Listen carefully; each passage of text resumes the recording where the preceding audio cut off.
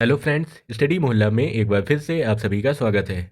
दोस्तों, king George medical university में non teaching post पर बम्पर भर्तियां आ चुकी हैं। दोस्तों, अगर आपने अभी तक फॉर्म नहीं फिल किया है तो ये वीडियो आपके लिए रहने वाला है। इस वीडियो में फॉर्म फिलिंग की कंप्लीट डिटेल आपको मिलने वाली है। रजिस्ट्रेशन से लेकर फाइनल सबमिट तक पूरी जानकारी आपको इस वीडियो में मिल जाएगी। इसीलिए वीडियो को एंड तक देखें और अगर आप इस चैनल पर नए हैं तो चैनल को सब्सक्राइब करके बेल नोटिफिकेशन ऑन कर लें, जिससे हमारी रेगुलर अपडेट सबसे पहले आप तक पहुंचती रहें। टोटल नंबर ऑफ पोस्ट 332 हैं, जिसमें टेक्निकल ऑफिसर की 4, रेडियोलॉजी टेक्नीशियन की 49, रेडियोथेरेपी टेक्नीशियन की 20, टेक्निकल ऑफिसर ऑप्थेल्मोलॉजी की 4, मेडिकल लैब टेक्नोलॉजिस्ट की 29, जूनियर मेडिकल लैब टेक्नोलॉजिस्ट की 7, ओटी असिस्टेंट की 65, टेक्नीशियन न्यूक्लियर मेडिसिन की 4, टेक्नीशियन डायलिसिस की 36, मेडिकल सोशल सर्विस ऑफिसर की 23, रिसेप्शनिस्ट की 23, फार्मासिस्ट की 38, लाइब्रेरियन की 4, असिस्टेंट सिक्योरिटी ऑफिसर की 11 और कंप्यूटर प्रोग्रामर की 7 वैकेंसी रहने वाली हैं। दोस्तों, अगर आपको वैकेंसी से रिलेटेड कोई क्वेरी है तो आप हमारे यूट्यूब चैनल पर जाकर कंप्लीट वीडियो देख सकते हैं। इस वीडियो में आपको फॉर्म फिलिंग की A to Z इन्फॉर्मेशन मिलने वाली है। सबसे पहले आपको क्रोम ब्राउज़र पर आना है। क्रोम ब्राउज़र पे आपको सर्च करना है KZMU रिक्रूटमेंट 2024। इसको आप सर्च करेंगे, सबसे पहली वेबसाइट आपको KZMU लिखकर आ जाएगी। इस पर आपको क्लिक करना है।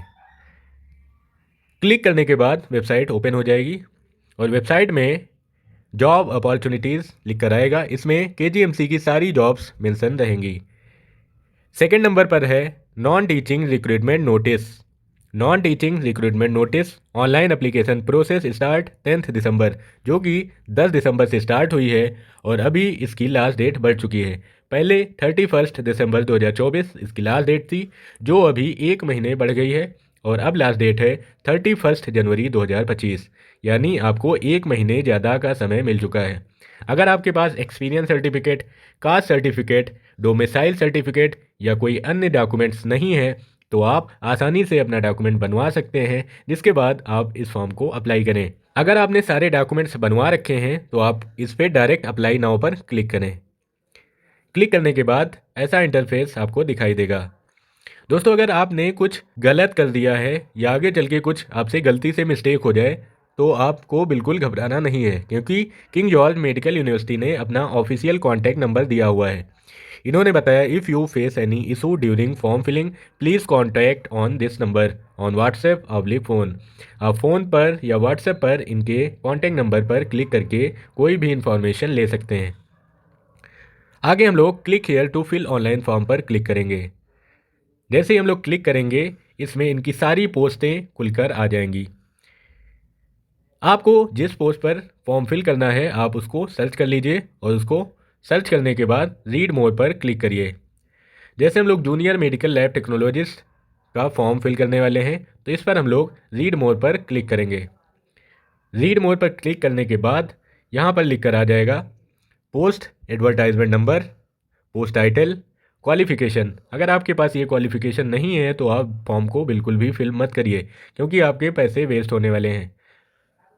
क्वालिफ़िकेशन में इन्होंने जूनियर मेडिकल लैब टेक्नोलॉजिस्ट में 10+2 विद साइंस, यानी 12th में साइंस होना चाहिए, जिसमें फिजिक्स, केमिस्ट्री एंड बायोलॉजी या बायोटेक्नोलॉजी सब्जेक्ट होने चाहिए।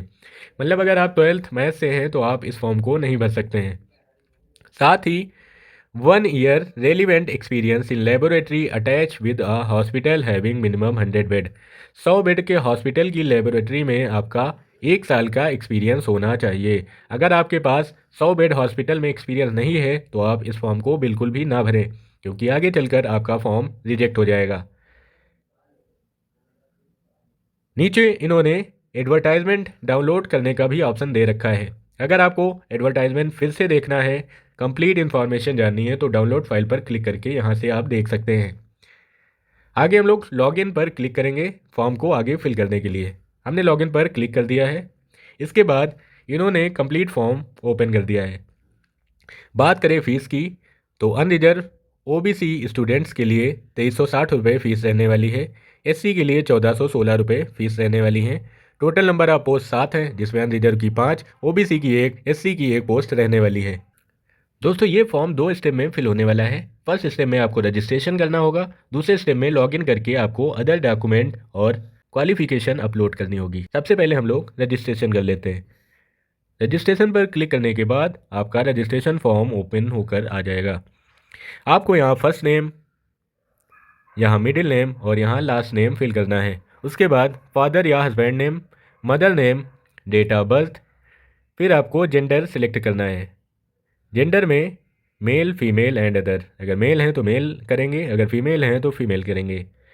आर यू दिव्यांग कैंडिडेट, अगर आप दिव्यांग कैंडिडेट हैं तो यस करेंगे, नहीं है तो नो करेंगे। Experience as a permanent government employee, क्या आपके पास परमानेंट गवर्नमेंट एम्प्लॉई का एक्सपीरियंस है?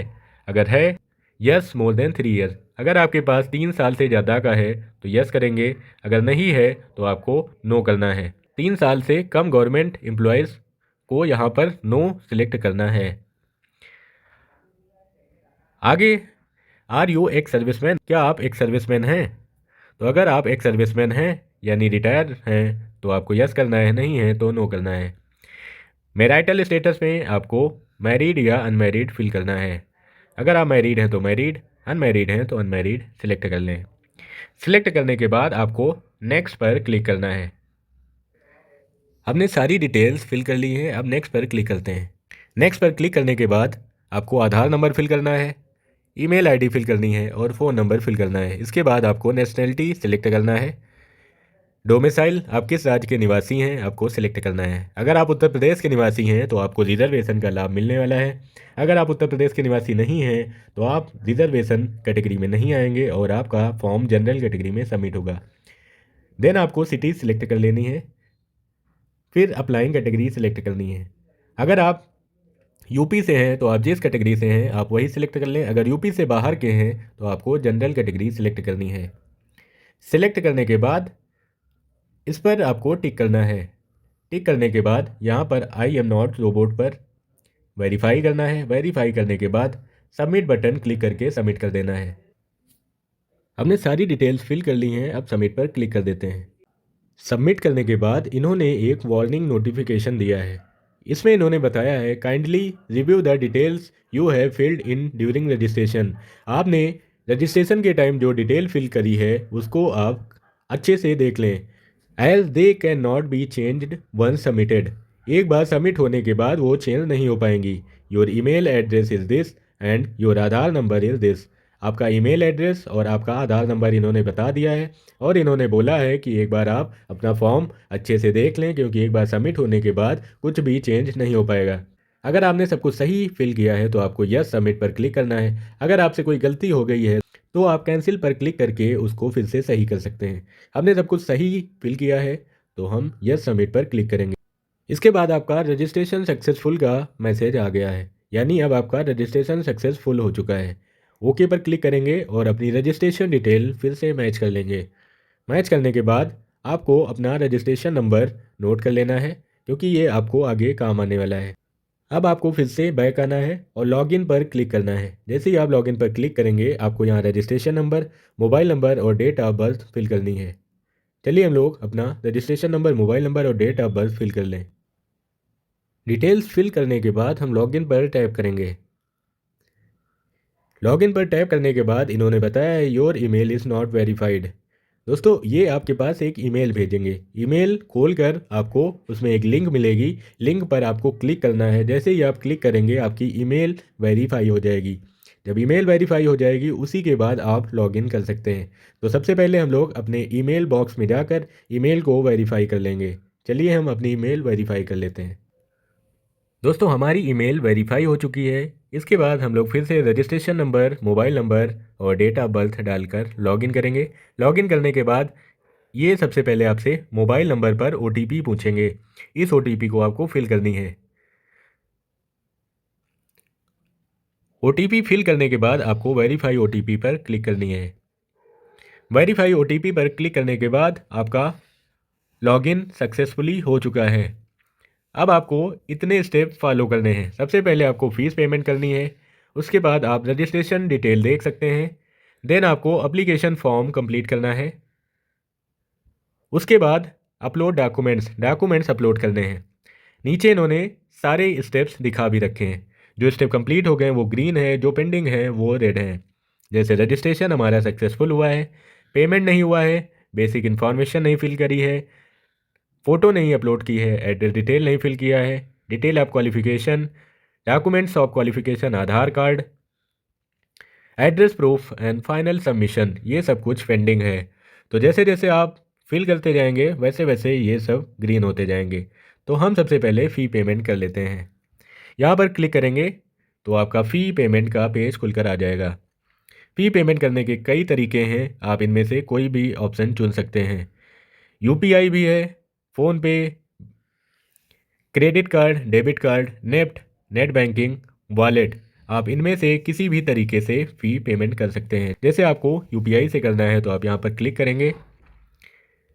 क्लिक करने के बाद आप गूगल पे से करना चाहते हैं या फ़ोनपे या भीम या पेटीएम, जिससे भी आप क्लिक करना चाहते हैं उस पर आपको क्लिक कर देना है। जैसे हमें गूगल पे से करना है तो आप इसमें इंटर यूपीआई आईडी, गूगल पे की यूपीआई आईडी फिल कर दें। फिल करने के बाद जैसे आप सबमिट करेंगे वेरीफाई, आपके गूगल पे डायरेक्ट लिंक पहुंच जाएगी, वहां पर जाकर आप वहां से पेमेंट कर सकते हैं। फीस पेमेंट करने के बाद ऐसा इंटरफेरेंस खुलकर आ जाएगा। इसमें लिखा हुआ है एप्लीकेशन फीस, ये एससी कैटेगरी का है तो एससी कैटेगरी की फ़ीस इसमें पे हुई है। अगला स्टेप है व्यू रजिस्ट्रेशन डिटेल, इस पर आप क्लिक करके रजिस्ट्रेशन डिटेल देख सकते हैं।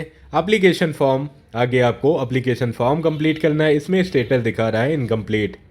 इसके बाद अपलोड डॉक्यूमेंट्स, यहाँ पर क्लिक करके डॉक्यूमेंट्स अपलोड करते हैं। चलिए हम धीरे धीरे करके एक एक स्टेप फॉर्म का देख लेते हैं।